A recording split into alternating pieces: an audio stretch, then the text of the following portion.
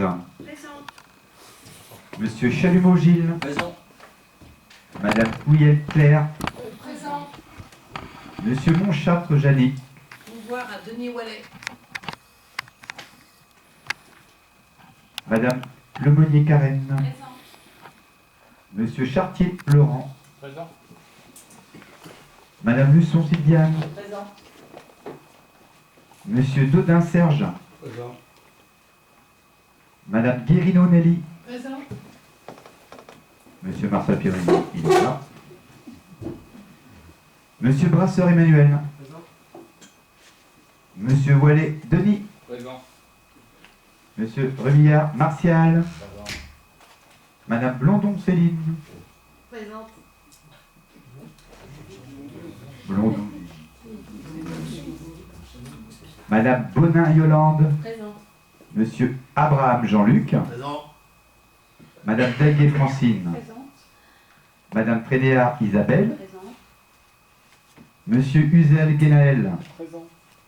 Monsieur Humber-Claude Laurent. Présent. Monsieur Kozik Thierry. Il arrive. Il arrive. Monsieur Elin Rémy. Il est sur la route. Il est sur la route. Madame Nardeux Jacqueline. Présente. Nous sommes bien contents de revoir Jacqueline. Oui. Merci. Madame Dubois Raymonde. Présente. Monsieur Gardet Sylvain. Présent.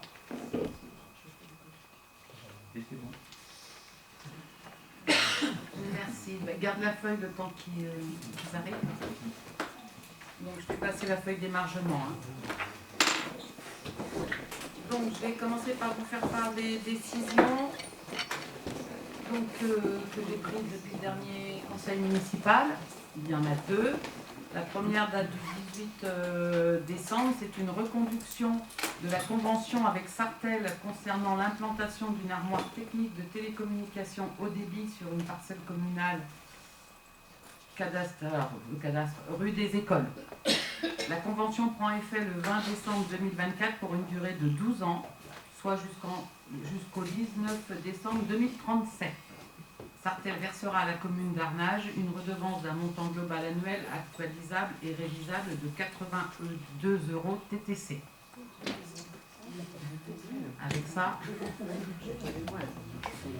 Et ensuite, le 9 janvier, alors, j'ai signé l'offre avec une nouvelle assurance. La compagnie Gretlex Assurance, qui nous assurait la flotte automobile, a cessé de nous suivre un an avant la fin de l'échéance. Donc nous avons consulté un cabinet Pillot pour trouver un autre courtier. Et nous allons faire affaire avec la compagnie Accélérant Assurance Europe, qui était donc retenue pour la période du 1er janvier au 31 décembre 2025 pour un montant de 8 738,50 €.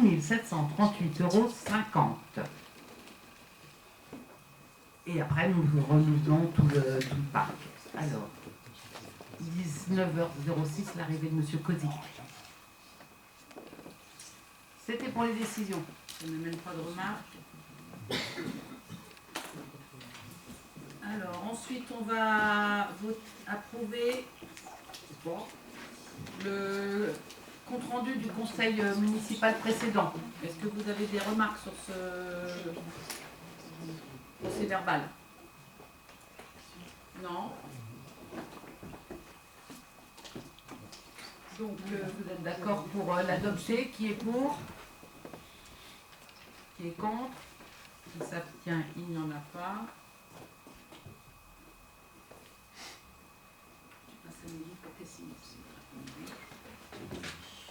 Donc, nous allons attaquer tout de suite l'ordre du jour du Conseil. Et le premier sujet, c'est notre fameux débat d'orientation budgétaire. Comme chaque année, puisque nous sommes une commune de plus de 3500 habitants, donc nous devons mener ce débat qui s'appuie sur un rapport avant. Et donc, comme chaque année, on a sorti des faits marquants qu'on va projeter, le PowerPoint. Il y a 4 chapitres. le contexte économique et le projet de loi de finances 2025, les orientations du budget primitif 2025. En 3, ce sera l'état de la dette et la situation financière de la collectivité. Et en 4, les projets de la commune pour 2025. Donc, après chaque chapitre, je laisserai un temps pour que vous puissiez débattre. On va faire chapitre par chapitre, sinon on oublie un peu. Donc on ne débat pas entre chaque page. Par contre, si quand je vais projeter une page, il y a un chiffre qui vous interpelle ou un terme, là vous n'hésitez pas à chaque page. Mais le débat se fera, vous le verrez, à la fin de chaque chapitre. D'accord? Donc, nous commençons par le contexte économique, le projet de loi de finances 2025. Donc, voilà, ce sont des chiffres dans le tableau de la Banque de France, les données. Donc on voit une croissance du PIB qui est attendue pour 2025 à 1,3%. Elle était de 1,1% en 2024, identique à celle de 2023. Et la consommation des ménages serait un nouveau moteur pour la croissance française, au même titre que l'investissement des entreprises, grâce à la détente progressive des taux d'intérêt. Nous constatons une inflation en moyenne à 2,4% en 2024. Elle est descendue en dessous de 2% d'après les chiffres SINCO en août 2024. Mais la moyenne sur l'année est de 2,4% et elle devrait se stabiliser à 1,7% en 2025. Nous avons un taux d'endettement public de la France à plus de 110% du PIB. Le pourcentage est nettement supérieur à la moyenne de la zone euro qui se situe à 81,5% du PIB. Donc en France, nous sommes à 110. Le déficit public devrait dépasser les 6% du PIB. C'est-à-dire que les dépenses sont supérieures aux recettes. Alors c'est sur les budgets des administrations publiques, État, collectivités et sécurité sociale. Pour le taux de chômage, il était de 7,4% à la fin de 2024, au 31 décembre. Il est annoncé à 7,8% pour 2025. Donc, la Commission européenne a placé la France en procédure de déficit excessif au mois de juillet 2024 pour non-respect des critères du pacte de stabilité et de croissance. Les dettes doivent être normalement inférieures à 60% du PIB. Vous pouvez constater que nous sommes à 110. Et le déficit ne doit pas dépasser plus de 3%. Et nous sommes à 6. Voilà pour cette page-là. Quelque chose, n'hésitez pas, c'est quelque chose que je n'ai pas compris. La loi de finances 2025. Le calendrier budgétaire de l'État a été fortement perturbé par la dissolution le 9 juin 2024. Le projet de loi initial présenté à l'Assemblée nationale en octobre 2024 prévoyait 3 grandes mesures d'économie portées par les collectivités locales.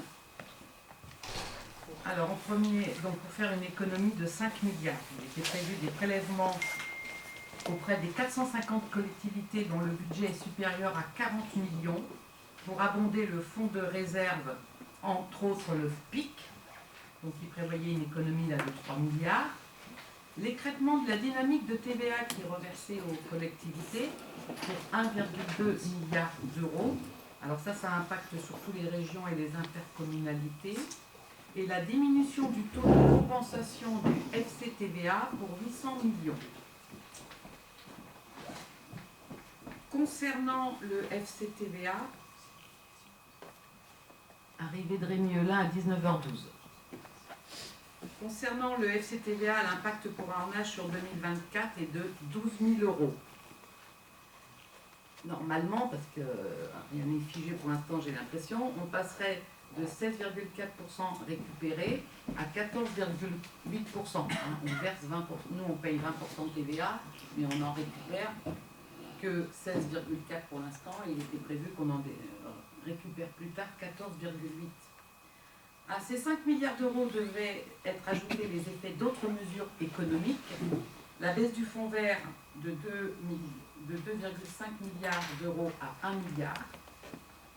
L'augmentation du taux de cotisation employeur des retraites des branches territoriales et hospitalières pour financer le retour à l'équilibre de la CNR-ACL avec un surcoût estimé à plus d'1 milliard d'euros pour les collectivités en 2025.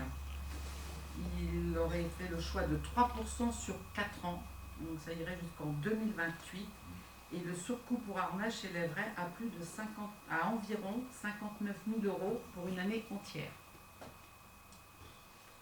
Mais, suite à la commission mixte paritaire, l'effort, normalement, au lieu d'être à 5 milliards, il devrait être amené à 2,2 milliards. On ne sait pas sur quel, par contre, sur quoi ça va jouer. C'est ce qui serait prévu. C'est compliqué, hein. On fait des DOB et des budgets avec des incertitudes incroyables cette année. Et bon. Une motion de censure a été votée le 4 décembre dernier contre le gouvernement Barnier, ce qui a stoppé les débats parlementaires. Devant la situation, l'Assemblée nationale le 16 décembre 2024, puis le Sénat le 18 décembre, ont adopté un projet de loi de finances spéciale promulgué le 20 décembre, contenant 4 articles. L'État est autorisé à percevoir les impôts, l'État est autorisé à prélever les recettes de l'État, dont la DGF, à destination des collectivités locales selon les montants de 2024. L'État est autorisé à emprunter et les organismes de sécurité sociale, dont la CNR-ACL, sont autorisés à emprunter. Depuis, les débats budgétaires ont repris au Parlement pour une adoption de loi de finances 2025 prévue normalement pour la mi-février.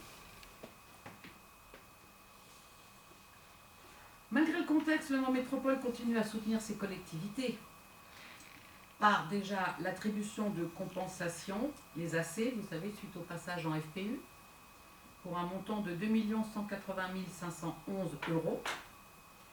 La dotation de solidarité communautaire pour 109 323 euros. Le Mans Métropole a abondé de 3 millions la part DSC financée par le FPIC, ce qui a permis une augmentation pour toutes les communes. Ils ont pris sur leur FPIC à eux pour le reverser à toutes les communes. Ensuite, la reconduction du fonds de concours exceptionnel sur les dépenses d'énergie pour 55 790 euros en 2025. Ça sera la dernière année que la métropole nous aidera sur un budget de fonctionnement sur un taux de 17,71%. Et puis, ils nous ont accordé aussi des subventions pour l'adhésion à l'espace conseil énergie-climat pour 7 847 euros. C'est par an sur 4 ans. Ça équivaut à 1,40 € par habitant. C'est un accompagnement du Pays du Mans pour les études sur les économies d'énergie et du patrimoine. Pour rappeler, on a passé les délibérations il n'y a pas si longtemps. Nous avons donc souscrit à 2 adhésions.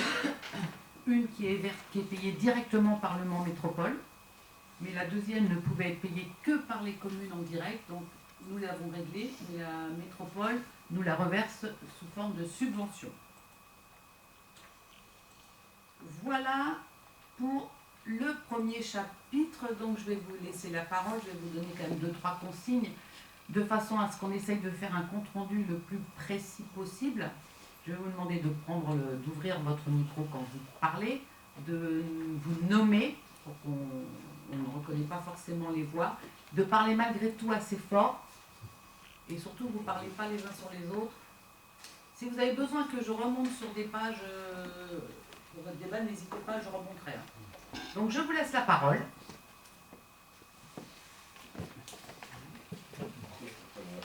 Je pense que Thierry Cosic peut nous amener quelques éclairages sur la situation actuelle. Oui, simplement, en gros, toutes les données ont été annoncées dans la présentation que tu viens de faire.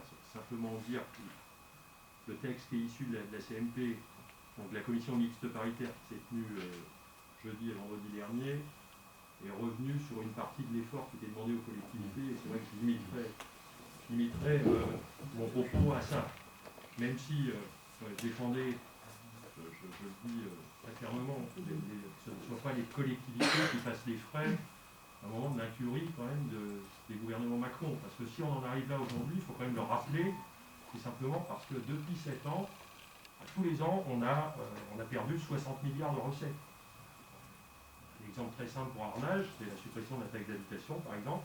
Tous les ans, c'est 23 milliards à financer par le déficit. Donc il ne faut pas chercher. Voilà, c'est aussi ça, c'est qu'on a coupé les recettes et aujourd'hui on demande aux collectivités de faire l'effort. Sur l'effort qui est demandé, effectivement, il a été ramené. Alors de 5 milliards, c'était une approximation, parce que quand on regardait dans les faits, on était plus proche de 12 milliards que de 5 milliards.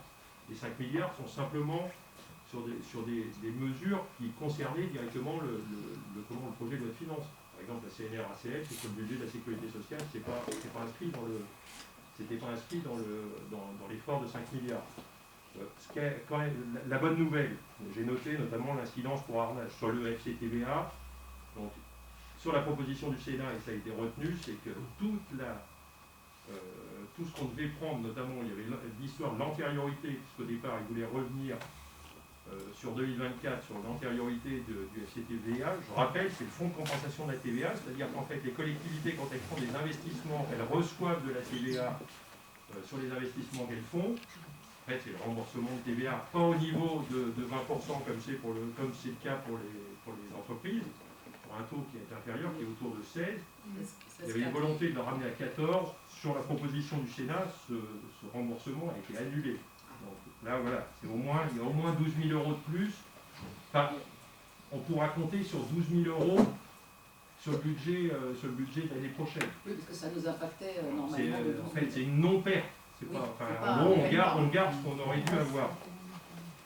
Sur le fonds vert, le fonds vert les crédits ont été revalorisés au niveau des crédits de la loi de finances initiale de 2024, en sachant que dans ce fonds vert, il y a une modification, c'est qu'en fait, il a été inscrit dans le fonds vert un nouveau dispositif qui sert à financer les fameux PCAET, vous savez, les plans climat. Le A, j'ai oublié, plan climat, énergie, territoire, j'ai oublié le A, les PCE-AET. Donc pour nous, c'est le Pays du Mans qui le porte. Donc là, il y a un fonds qui a été créé à hauteur de 4 € par habitant. Donc c'est quelque chose qu'on pourra bénéficier. Sur la CNRACL, Madame le maire l'a dit, l'effort sera moins important. Il était prévu de 4 points, il est descendu à 4 points sur 3 ans. Il est ramené de 3 points sur 4 ans, et c'est quand même 59 000 € pour Arnage, et ça pendant 4 ans. Donc tous les ans, il y aura 60 000 € de fonctionner. Un point particulier quand même, qui est passé un peu au travers, et qu'on n'a pas vraiment qui est plutôt une bonne nouvelle, après il faudra voir l'incidence sur Arnage, c'est que la DGF, il y a eu une proposition du gouvernement de la revaloriser de 290 millions d'euros, donc la DGF, dans la part dotation de solidarité urbaine et dotation de solidarité rurale. Nous sommes éligibles à Arnage à la rurale. La rurale, elle a été revalorisée de 150 millions. Par contre, ces 150 millions sont pris sur le fonds DECIL. Pour ceux qui DECIL, c'est ce qui finance l'investissement. Je rappelle qu'Arnage n'est pas éligible à la DETR, dotation d'équipement des territoires ruraux, parce que nous avons un potentiel fiscal qui est trop élevé. On est éligible à la DECIL. On a touché assez régulièrement, vous avez souvenir, notamment sur la bulle, par exemple. Il y a eu une somme de 350 000 €. Donc ce fonds est amputé pour aller financer la DGF. La DGF est en fonctionnement, donc l'idée c'est quand même de compenser partiellement l'effort de la CNRACL. Par contre, on enlève la capacité de financement des collectivités en investissement. Voilà, donc ça c'était sur les points que je souhaitais. Mais quand même redire quand même que on arrive à un texte qui est l'effort est moins élevé. Je ne reviens pas sur le fonds de compensation qui a été redimensionné. À l'origine, il concernait principalement les départements, les intercos et les très grandes villes. Aujourd'hui, il concerne pour un quart les communes, un quart les intercos, un quart les départements et un quart les régions. Donc ça voilà, c'est ça. Donc ça, voilà, ça fait il est passé de 3 milliards à 1 milliard. Là, je ne vais pas indiquer, il a été réduit à 1 milliard. Par contre, il y a plus de collectivités qui sont éligibles. Donc il faudra regarder pourquoi faire un choix dans ce cas-là. Et voir, on passe à plus de 2000 communes alors qu'on avait 400 au début. Donc, Le dernier point qui ne revient pas, qui pourrait concerner directement Arnage, c'est qu'en fait, lors de la commission mixte paritaire, on a acté sur la proposition du Sénat une revalorisation des DMTO. Donc les DMTO, c'est les droits de mutation à titre onéreux. Il y aura la possibilité, hors primo-accédant, de les revaloriser de 0,5 points. C'est une faculté, c'est pas obligatoire. Après, il faut regarder, parce que je rappelle que les DMTO, donc c'est les fameux droits de mutation. Arnage, comme on est une commune qui fait plus de 5000 habitants, nous y sommes éligibles. Sinon, c'est le département. C'est le département de la Sarthe qui refait une péréquation après avec les communes. Voilà, donc là, il y a peut-être aussi à regarder de ce côté-là, dans les choses qui ont été proposées. Après, voilà, ça c'est vraiment sur les points techniques, quoi, simplement sur ce qu'on peut dire quand même, c'est que là, on a fait un budget clairement d'austérité. Pour en témoigner, on a coupé dans toutes les missions. Quand je dis dans toutes les missions, c'est-à-dire dans tous les programmes de l'État, que ce soit la culture, le sport, l'enseignement supérieur, l'éducation, même si on a pu sauver 4000 postes pour les enseignants, il y a 52 millions de rayés. Donc c'est un budget d'austérité, clairement, dans lequel moi je ne me retrouve pas, je vous dis, je pense qu'il y avait d'autres choix à faire, l'État aurait dû faire d'autres choix, et notamment mettre à contribution, je pense qu'ici c'est plus ou moins c'est plutôt partagé, mettre à contribution ceux qui ont la capacité aussi à porter l'effort national. Voilà. Aujourd'hui, quand on a, si des personnes, et quand on a des milliardaires qui aujourd'hui ont des taux d'imposition autour de 0,2 ou entre 0,5 et 2% de leur richesse, je pense qu'il y a un moyen de faire un effort quand la plupart des Français sont autour de 30%. Simplement, je n'irai pas plus loin. Je pense qu'il y a des choix qui ont été faits à un moment qui ne sont pas les bons et qui aujourd'hui nous mettent en très grosse difficulté. Voilà. Et donc, il faudra creuser, notamment pour le budget, l'incidence sur le... Mais globalement, avec quand même la masse, sur la charge sur la CNRACL, où je rappelle quand même que c'est l'État. Le problème de la CNRACL, c'est le régime de retraite c'est les caisses de retraite des agents titulaires. Il y a deux régimes quand vous êtes fonctionnaire. Enfin, quand vous êtes fonctionnaire, c'est la CNRACL, sinon c'est l'IRCANTEC.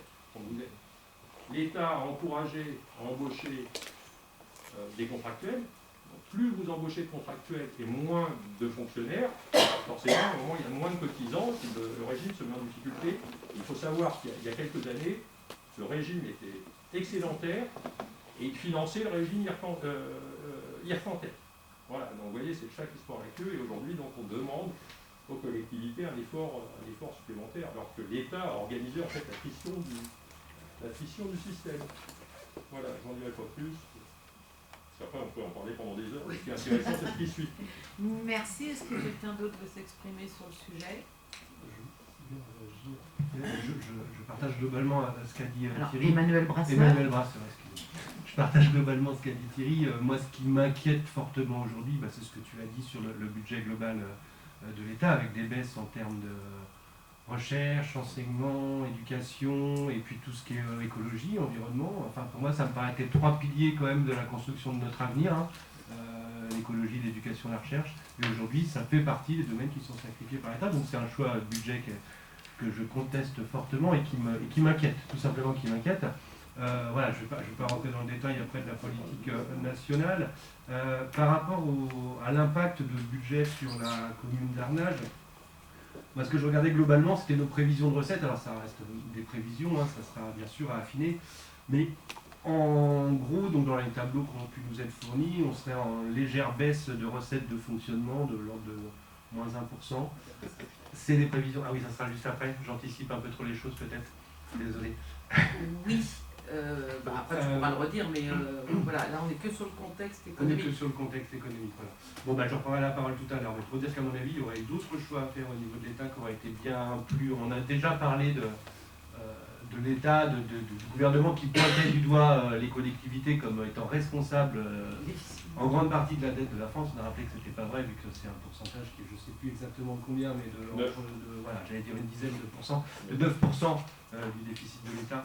Donc voilà, mettre un budget d'austérité à l'encontre des collectivités territoriales dans ce contexte-là, ça me paraît complètement délirant. Voilà.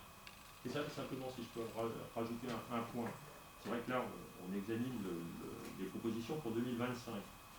Ce qu'il faut savoir quand même, c'est que là, et Ève l'a dit, on est engagé dans une procédure de déficit excessif par l'Union européenne. Donc en gros, il va y avoir des amendes. C'est ça, ça veut dire qu'il y a encore des milliards qui vont partir pour aller régler les amendes. Mais ce qu'on vit cette année, je crois qu'il faut que chacun mesure bien que c'est une première étape. Et je pense que 2026 va être sera encore plus dur. Donc on voit bien quand même que le modèle, à un moment, les coupes qui ont été faites, quand on voit dans les programmes de l'État, sont principalement sur de la trésorerie. Sauf que ça, la trésorerie, vous l'avez une fois, vous ne l'avez pas deux fois. Et ça arrive, il y a de la trésorerie dans une association, à un moment on donne moins de subventions. Là, c'est le principe. Là, voilà, on enlève un peu de trésorerie, le principe, c'est ce qui a été fait. Sauf que 2026, en fait, il faut faire les mêmes économies, c'est-à-dire que l'État va devoir trouver encore entre 20 et 25 milliards. Et par contre, si à un moment il ne touche pas hors 7, je ne sais pas comment on pourra avancer. Voilà, donc on est quand même engagé sur un process qui va être difficile, vraiment très difficile. Il faut que chacun en ait conscience sur les 3 prochaines années.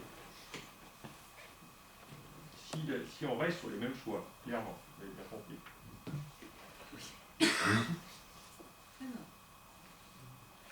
Non, personne. Juste, moi, plusieurs choses. Gilles Chalumeau, donc l'intervention. Thierry, tu rappelais notre contribution sénérienne. Aujourd'hui, elle a été amenuisée par le travail du Sénat qui l'a repoussé jusqu'en 2028 sur un lissage. Parce que normalement, c'est pas 3%, c'est 4% qu'on devrait avoir. Ça, c'est compilé en charge pour la commune avec l'augmentation du système de prévoyance qui arrivera derrière, qui viendra surcharger derrière la CNRACL. Il y a une chose que tu as relevée aussi sur, par exemple, la taxe sur les impôts locaux qui a été supprimée, sur la taxe d'habitation.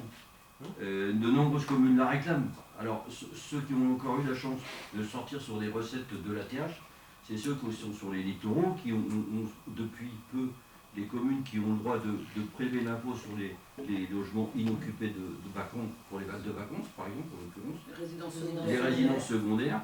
Et là, finalement, recette pour eux, c'est également, mais pour nous, on n'a pas la chance d'avoir ce type de typologie de logement-là. Voilà ce que je voulais dire sur juste le budget.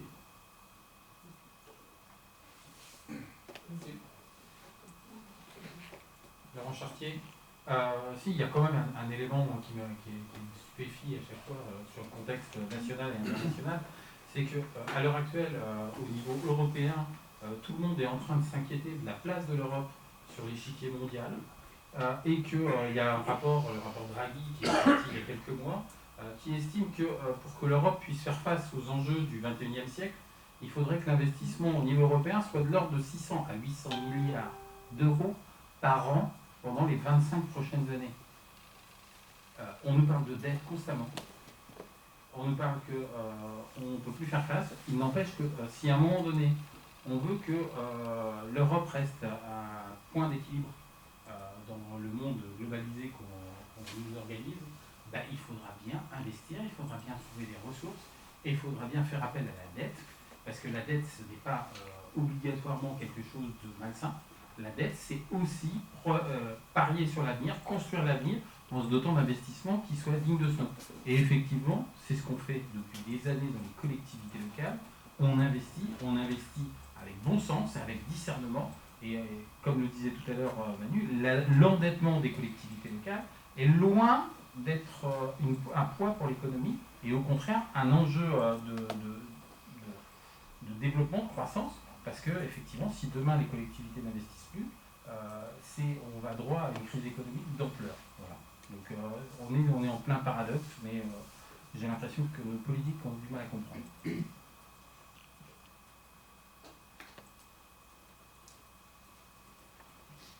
Personne d'autre, on passe au chapitre 2.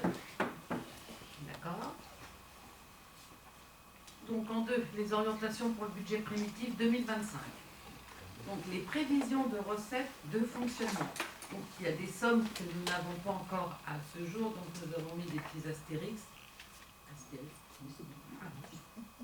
Donc, les impôts et taxes, là c'est la somme globale, on verra un petit peu plus loin le détail de tous ces impôts et taxes. Nous prévoyons 5 795 879 € pour 2025. Nous avons eu 5 830 510 € en 2024. Ensuite, il y a les dotations de subventions et participations. Donc, nous avons reporté la somme de 2024 puisque nous ne connaissons pas encore cette somme. 1 612 321. Les autres recettes d'exploitation, ce sont surtout les produits de services. Nous prévoyons 751 000 €. Nous avons en 2024 eu de 819 623 €.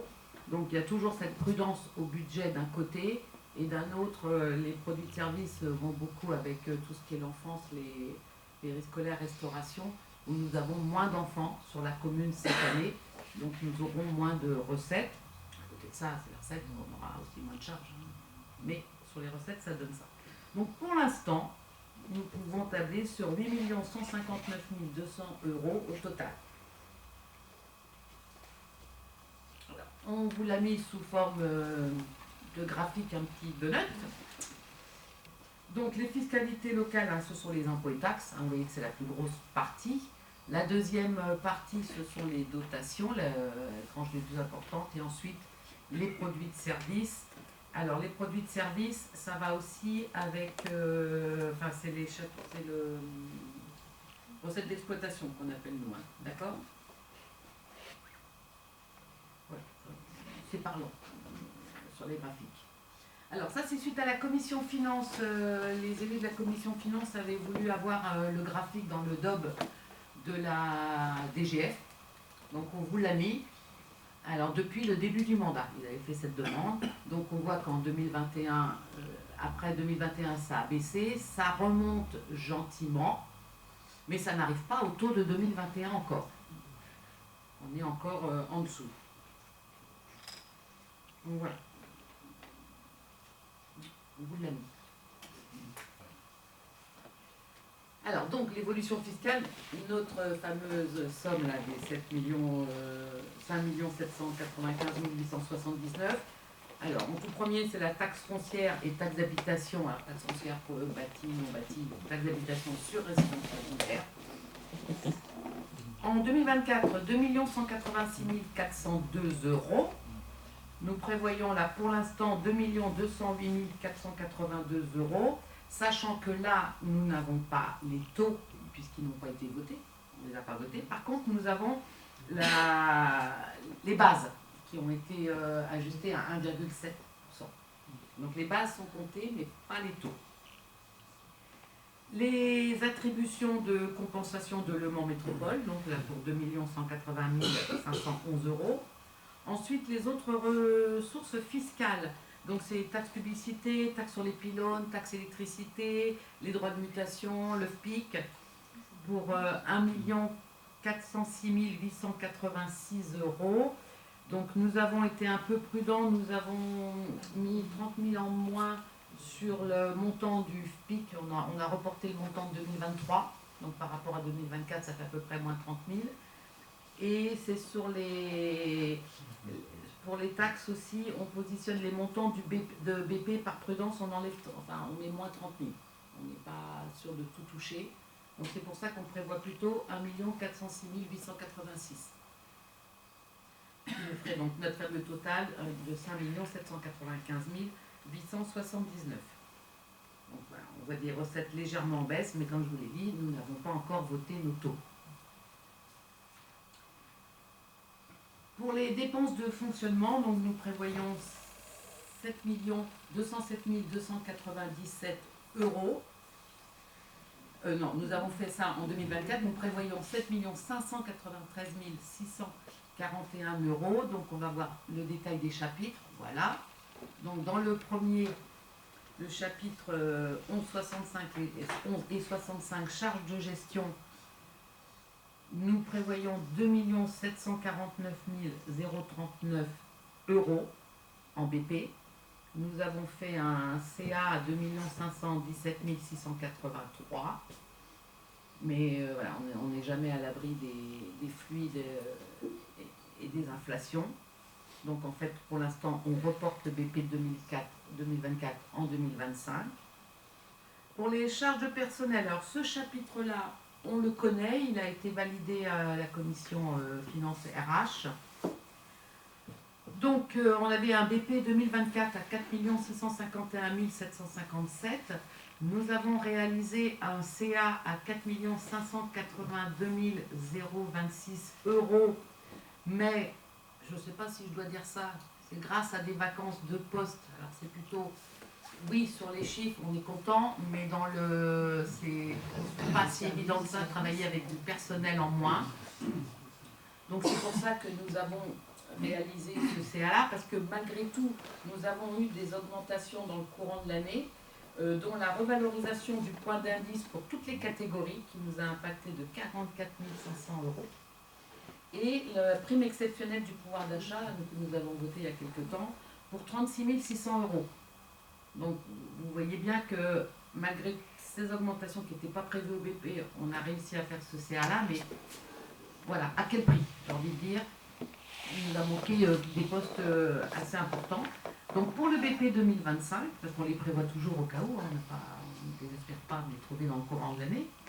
Pour le BP 2025, nous avons positionné 4 719 871 euros parce que nous avons tout l'effectif. Je crois que depuis le début du mandat, c'est la première fois que nous avons l'effectif complet. Donc, alors, nous n'aurons pas de charge manœuvre, mais on va pouvoir travailler avec plus de confort. Et il a été englobé à cette charge de personnel complet la prévoyance santé pour un surcoût de 16 900 euros par rapport au budget précédent, l'augmentation de la CNR-ACL pour 59 000 euros, sans oublier l'augmentation de la GVT, vous savez, le glissement vieillesse technicité, pour 28 000 euros. Donc voilà, donc on a un budget un peu en hausse de 3%. Pour les atténuations de produits, on a reporté la somme de 2024, 42 000 euros. On n'a pas, voilà, c'est pas un budget qui est encore figé celui-là. Les charges financières, on les connaît, ça c'est sûr. Donc pour l'année 2025, nous aurons 72 231 euros. Nous avions eu 76 772 en 2024, c'est jamais bien fixe. On aura le détail aussi tout à l'heure, donc nous avons une petite moins-value de 6,29% pour l'année 2025. Et les autres dépenses, les provisions sur risque, pour l'instant nous avons positionné comme à chaque fois 10 500 euros. Nous avons utilisé 1 767 euros pour le CA 2024. On verra aussi, c'est pas figé, si on positionne la même somme en prudence ou pas. Donc ça ferait on est au conditionnel parce que une totale de dépenses en fonctionnement de 7 593 641 euros. Voilà. On vous l'a mis également sous forme de petits graphiques où on voit que bien sûr ce sont les charges de personnel qui sont le plus gros budget de la ville.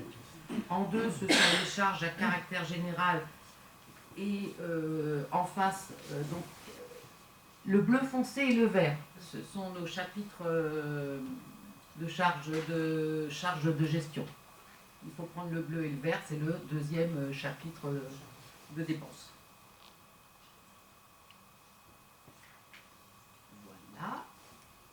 Donc là, je vous laisse débattre avec toujours la même consigne. On prend le micro, on s'annonce et on essaye de parler assez fort quand même dans le micro. À vous.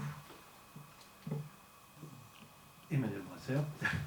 Donc là, c'est le moment de parler de ce que je voulais parler. Voilà, c'est pour ça. Donc effectivement, quand on regarde, donc bien sûr c'est des projections, hein, on parle au conditionnel, mais on a quand même des grandes tendances qui se dessinent sur les recettes donc, de fonctionnement, ce qui est pour l'instant prévu, ce serait une diminution de l'ordre de 1%. Bon, après justement, on peut peut-être estimer que ça sera à peu près stable. Ce qui veut dire si c'est stable, finalement, si on regarde en euros constants, ça veut dire que c'est une baisse, quoi. Parce que l'inflation n'est pas prise en compte. Dans ce cas-là, on a forcément des charges plus importantes, hein, comme ça a été expliqué. Hein. Il y a l'inflation qui passe par là, il y a des mécanismes structurels qui font qu'on a des dépenses plus importantes et des recettes qui stagnent. Donc finalement une baisse des recettes et donc une capacité à dégager de l'épargne brute et de l'épargne nette forcément amoindrie, ce qui obère directement nos capacités d'investissement à terme.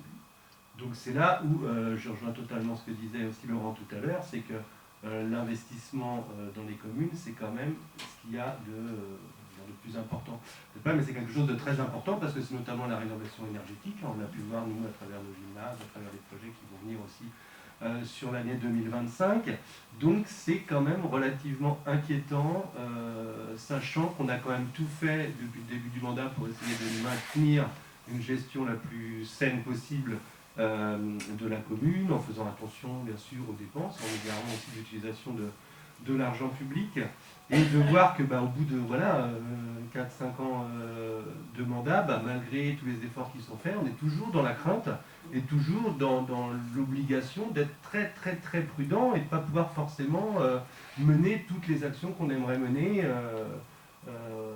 sur cette commune. Donc voilà, c'était plus pour parler de mon inquiétude encore face à un budget et des dotations qui sont trop faibles pour les besoins de notre commune, des communes en particulier, mais en général, mais de notre commune en particulier également. Voilà.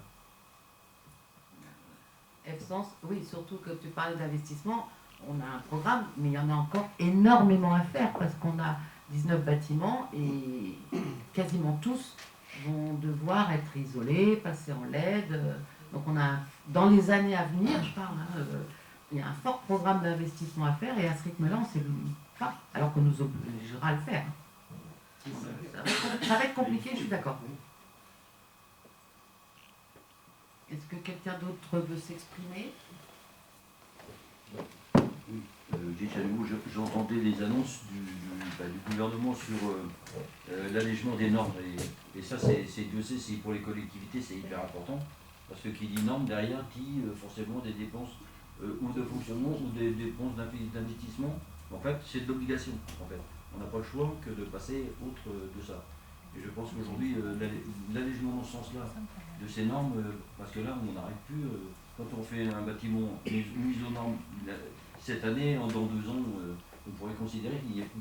Enfin, c'est quand même assez aberrant aussi, parce qu'on est quand même un pays de champions des normes, et là-dessus, non mais franchement, des fois, je sais pas, il y a peut-être des gens qui peut-être ont autre chose à faire, je sais pas, mais c'est quand même assez inquiétant. Et ça, c'est pas pour. Et la conjoncture actuelle, effectivement, vous l'avez rappelé au début des débats, mais elle n'est pas non plus dans le sens où les collectivités vont derrière sauter sur la dope. On peut dire que ça va pas être non plus la joie. On voit l'emploi quand même on voit les perdre d'emploi sur le département, notamment autour de nous. Les conjonctures qui vont complètement être difficiles. On va pas aller dans le sens forcément des réjouissances. Et c'est malheureux, mais bon, c'est comme ça. On essaie de faire avec, comme on le fait d'habitude, mais ça va être difficile.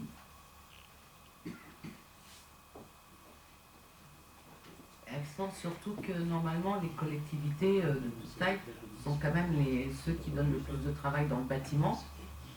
Et que si on ne peut plus faire autant de travaux, c'est une économie derrière qui va quand même pâtir. On dit toujours que quand le bâtiment va, tout va. On ne sait pas après.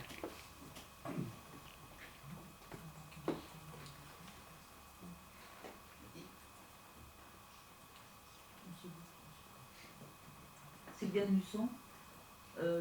Moi, ce qui m'embête un peu, c'est d'expliquer aux gens comment ça fonctionne tout ça. Quand, par exemple, ils veulent un bâtiment neuf, quand il y a des dépenses qu'ils souhaitent, et ils ont du mal à comprendre quand même qu'on a des budgets aussi serrés. Parce que pour eux, les communes, elles sont riches. Et c'est vrai qu'on a un sacré travail de pédagogie quand on nous pose des questions sur ces comptes. Et ouais, c'est vrai que des fois, quand même, les gens ne sont pas très aimables là-dessus. Vous avez plein de pognon, vous ne faites rien.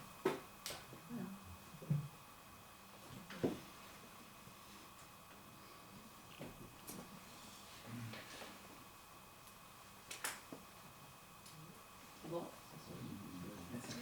On passe au au chapitre suivant, le 3, l'état de la dette et la situation financière de la collectivité. Donc, l'évolution de la dette, on est parti de 2021, donc nous n'avons pas emprunté cette année ni l'an dernier, nous avions emprunté en 2022, vous savez, pour le gymnase, hein, qu'on n'avait pas prévu dans le début de mandat, donc pour 1 400 000.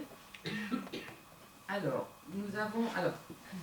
après, je vous demanderai de ne pas trop regarder le capital remboursé, les annuités sur 2022, ça trompe, ça dit toute l'année où on a renégocié l'ensemble des emprunts précédents avec le nouvel emprunt.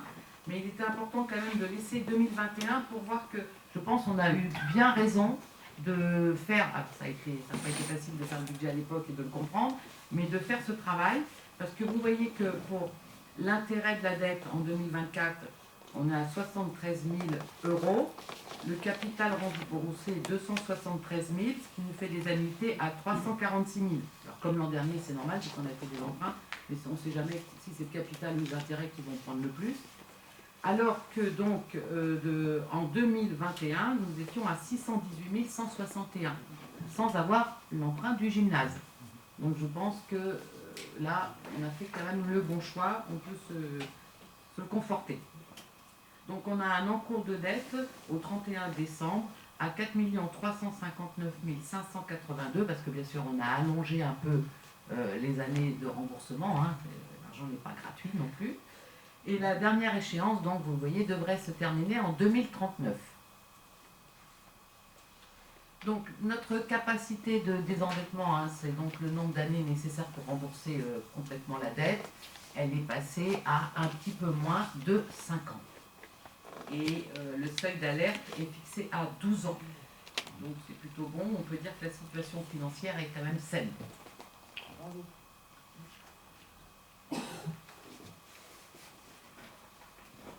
Sur ce sujet, vous avez des remarques,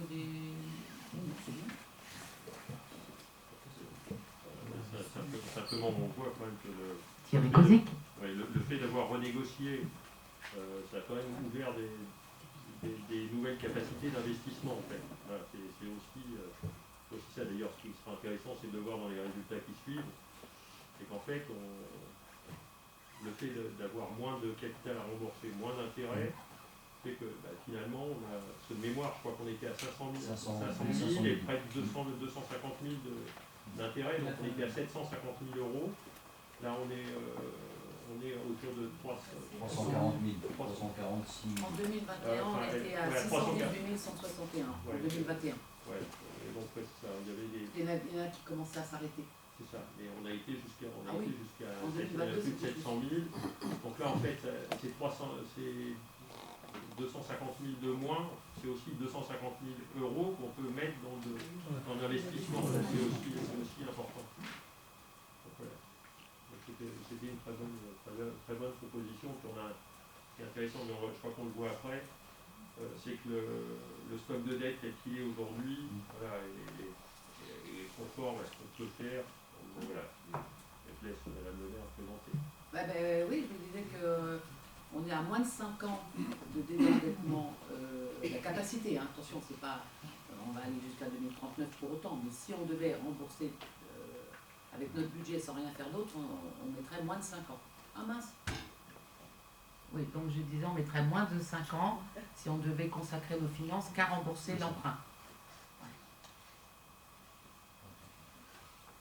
Mais je pense que ça nous a quand même aidé à passer cette période compliquée. Alors, elle n'est pas finie la période hein, pour autant, mais tout en devant restaurer des bâtiments qui ne pouvaient pas attendre. Hein. Quelqu'un d'autre sur le sujet ou on passe à... Oui, vas-y. Si, juste préciser que, effectivement, quand on Laurent regarde... Chartier. Oui, quand on regarde les ratios, on se rend compte que, de toute façon, aujourd'hui, pour la strate dans laquelle est la commune, on est sur les taux d'endettement qui correspondent à la strate à laquelle on appartient. On est autour de un peu plus de 700 € de dette par habitant. Donc on est parfaitement dans les grands équilibres qu'on trouve au niveau national.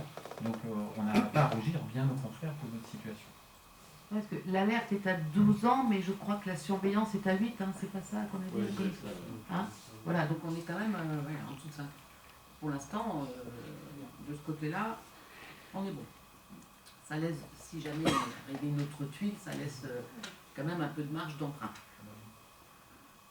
Personne d'autre sur le sujet? Je déroule, j'ai envie de dire, le paragraphe qui intéresse quand même, c'est les projets de la commune pour 2025. Donc, pour 2025, déjà, nos orientations, c'est que de maintenir la qualité de service rendu aux administrés, d'avoir une progression modérée des taux d'imposition, de poursuivre la maîtrise des charges de fonctionnement, de continuer le plan de sobriété, de contenir les coûts liés à l'énergie, et de poursuivre notre plan pluriannuel d'investissement. Ce sont les objectifs, et donc on va les décliner en différents thèmes. Donc, le premier, c'est donc le projet phare du mandat, qui est la réhabilitation de la salle de la Gautrerie pour un montant de 900 000 € pour 2025 et 2026. Ça comprend les maîtrises d'œuvre, les études et les travaux. On espère que